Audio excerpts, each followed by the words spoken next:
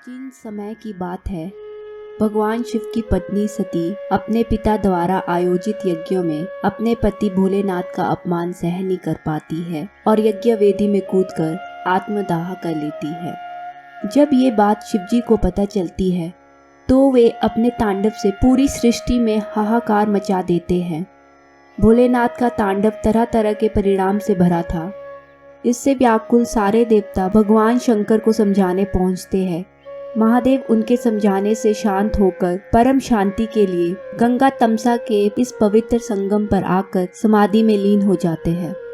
इसी बीच महाबली राक्षस ताड़कासुर अपने तप से ब्रह्मा जी को प्रसन्न करके ऐसा वरदान प्राप्त कर लेता है जिससे कि उसकी मृत्यु केवल शिव पुत्र द्वारा ही हो सकती थी। ये बात जब देवताओं को पता चलती है तो वे बहुत चिंतित हो जाते हैं तथा भगवान शिव को समाधि से जगाने का निश्चय करते हैं। इसके लिए वो कामदेव को सेनापति बनाकर ये काम कामदेव को सौंपते हैं। कामदेव मान जाते हैं तथा आगे बढ़ जाते हैं। कामदेव बसंत आदि अपनी सेना को साथ लेकर उस स्थान पर पहुंचते हैं जहां पर भगवान शिव समाधि कर रहे थे। जिस स्थान पर बैठे हुए सदाशिव महाराज समाधि कर रहे थे वहां कामदेव बसंत ऋतु फैला देते हैं। हर जगह पुष्प और पौधे उत्पन्न हो जाते हैं और कई प्रकार के पक्षी मधुर गान गाते हैं। संसार में उस समय कोई भी ऐसा नहीं था जिसको कामदेव ने आकर्षित न किया हो। सब देवता, योगी, ऋषि, महर्षि, साधु शुद्ध मार्ग को त्याग कर काम के अधीन हो गए, पर कामदेव के सब प्रयास व्यर्थ हो रहे थे।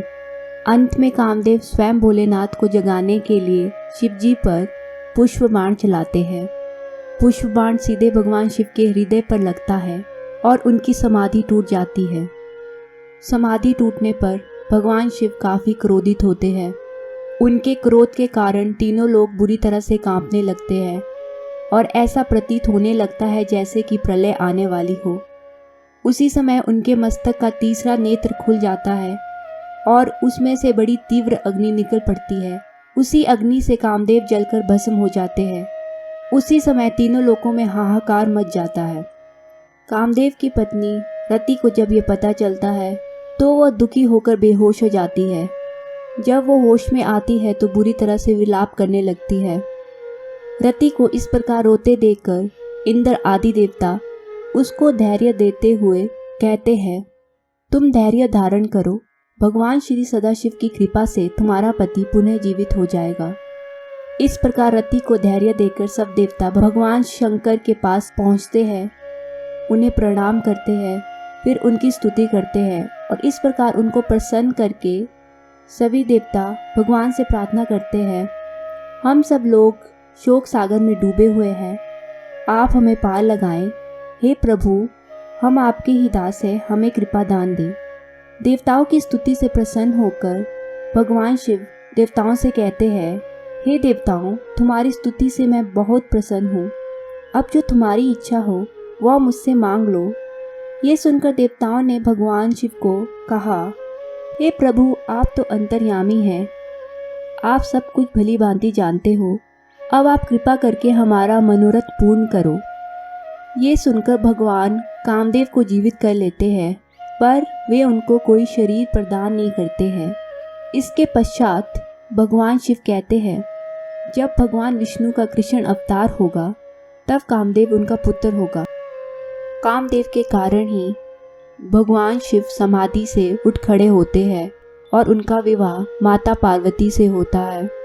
भगवान शिव और माता पार्वती के पुत्र भगवान कार्तिकेय के हाथों ताड़कासुर का वध होता है।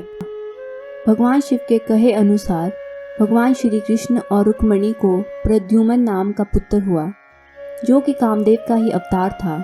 कहते हैं कि श्री कृष्ण से दुश्मनी के चलते राक्षस शंबासुर नवजात प्रद्युम्न का अपहरण कर लेते हैं और उसे समुद्र में फेंक लेते हैं। उस बालक को एक मछली निगल लेती है और वो मछली मछुआरों द्वारा पकड़ी जाने के बाद शंबासुर के रसोई घर में ही पहुंच जाती है। तब रति रसोई में काम करने वाली मायावती नाम की एक स्त्री का रूप धारण करके रसोई घर में पहुंच जाती है। वहां आई मछली को वही काटती है। उसमें से निकले बच्चे का वो पालन पोषण करती है। जब वो बच्चा बड़ा होता है तो उसे पूर्व जन्म की सारी याद दिलाई जाती है। इतना ही नहीं, सारी कलाएं भी सिखाई जाती है। तब प्रद्युम्न शंभासुर का वध कर देता है और फिर मायावती को ही अपनी पत्नी रूप में द्वारका ले जाता है। ऐसी ही धार्मिक कहानियाँ सुनने के लिए चैनल को लाइक और सब्सक्राइब करें।